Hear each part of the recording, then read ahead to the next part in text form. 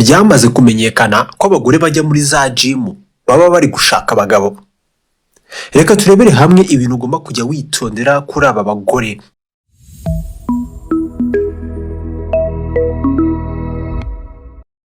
Aba bagore bo muri gym ni ukwitonda cyane kuko bazakuzanira imbwa yiruka. Buriya aba bagore bo muri gym ni ukwitonda cyane kuko bakuzanira imbwa yiruka. Buriya abagore n'abakobwa bajya muri gym abatabizi, gym ni inzu z'imyitozo ngororamubiri, cyane cyane bamwe usanga bagorora imibiri yabo, bayigorora mu buryo bagusunikira kubareba no kureba imiterere yabo. Ugasanga umugore ari kwigondagonda, yihinahina, yewe no mu gihe yifotoza. Ni ukwitonda cyane. Ntabwo yaje aje kugorora umubiri, ari ku muhigo. Hanyuma wowe, ubu butumwa ni ubutumwa tuba dusoma mu gice twahariye amasomo y'ubuzima. Wowe muvandimwe, turacyakomeza n'amagambo yanditse. Ni wowe muhigo, ni wowe bagamije gufata ku gakanu nk'ingona mbi cyane iri mu ruzi. Ariko ibi bazabishobora byonyine igihe cyonyine nawe untengushye, ntukoreshe ubwenge bwawe n'amabanga tugiye kwiga hano dusoma ubu butumwa. Nimwicare hamwe rero.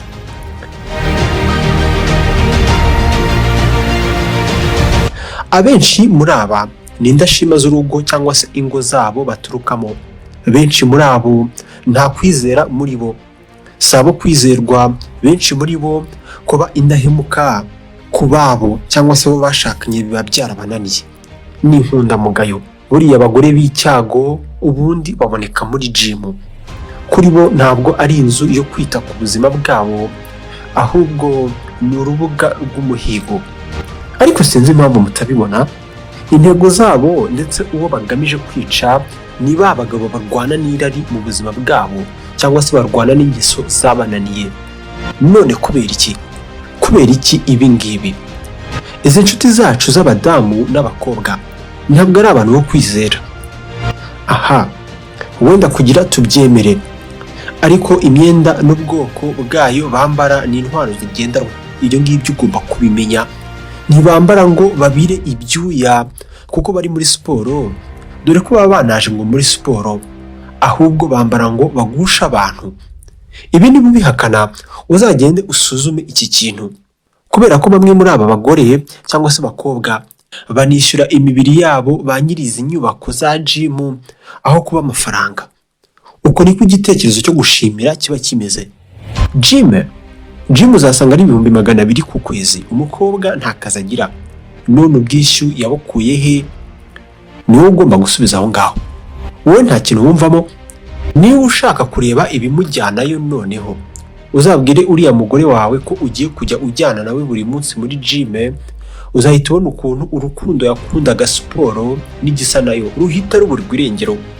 Uzahita ubibona uburyo azakurebamo, ukuntu bizaba biteye ubwoba ndetse n'amakenga menshi, ahubwo kubera ko arabizi ko uzaba uje kwica isoko rye. Arabizi uzaba ugiye kujya ahantu imikino ye y'ibanga yose ibera.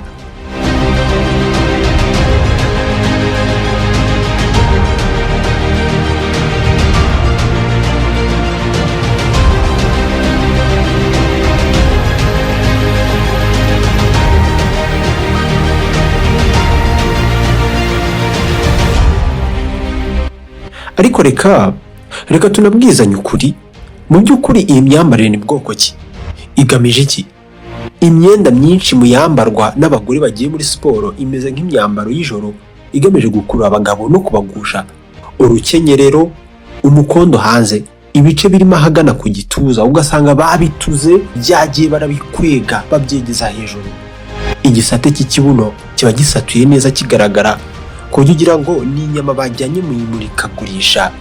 Umva nkubwire, ibi bibaye ari ibyerekeye ubuzima bwiza no gukunda siporo, uzangaye. Ibi ni umuco w'uburaya, ahubwo wagizwe usanzwe n'abagore.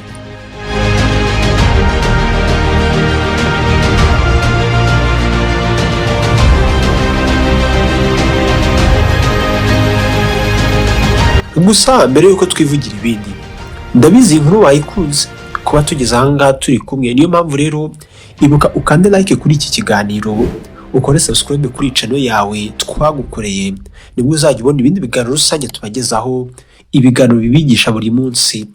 Njye twa Samuel Mugisha wumva birihutirwa. Reka noneho ndeke kuvuga abatoza bo muri aya majime bari kwiyongera cyane. Nureba neza uyu munsi hose babaye benshi nk'ibihumyo. Aba basore bafata abakobwa bakabahuza n'ibigabo bifite ayabyo, ayo ni amafaranga kandi bikaba bifite abagore. Nicyo kintu cyo kibabaje. Ndetse ntibagarukira aho ngaho, n'abagore bakabahuza n'udusore ngo twakoze umubiri. Buretse gato, niba ugira ndi kubeshya, baza uwo mukobwa mwegeranye uyu munsi nawe arabizi. Hari abakobwa bicaye bizeye ko bazakura umugabo ahantu harimo no muri gym. Ni kuko hari umukura mu rusengero, niko bazakubwira gutyo. Icyo ni ikindi gihamya. Aba basore bagomba kuba banahabwa amafaranga menshi kubera ko baba bakoze iyo deal. Aha tugeze noneho, reka twumvikane neza. Simbujije ngo umugore wawe ntazajye muri gym kubera ko n'uwanjye ajyayo.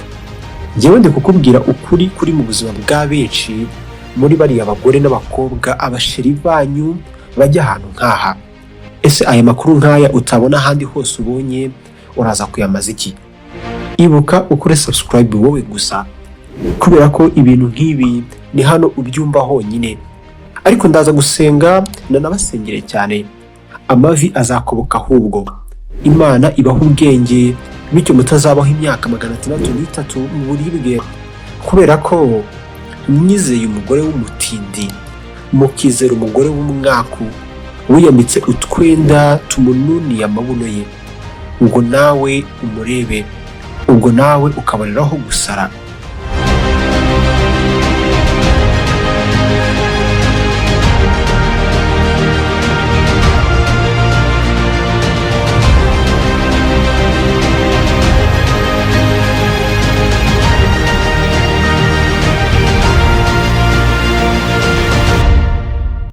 Ni nsoreje njyewe. Ibiganiro bibigisha byo biracyari byinshi. Wifuza ko mu bitekerezo cyangwa se kunsaba ingingo nagukoreraho mu buryo bw'ibanga, nomero ya WhatsApp tuyitanga buri munsi ni 0782621130. Email yacu ni montagnetele@gmail.com. mutwandikiraho ngaho, ntabwo dutinda kubasubiza. Nshuti bakunzi bacu, turishimye ko mwakurikiye Télé Montagne Rwandaise. Ikiganiro naho tugisoreje. Iki kiganiro wagikunze, manuka munsi y'video wandika ijambo rigira riti duhereze ibindi. Nanjye ndashyiramo agatege dushobora kubahereza ibiganiro byinshi byiza bibigisha buri munsi. Ku kirahuri cyawe ahagana iburyo niho nashyize ibindi biganiro birenga 500. Urabibona iburyo, bikandeho nabyo ubirebe, birimo amasomo.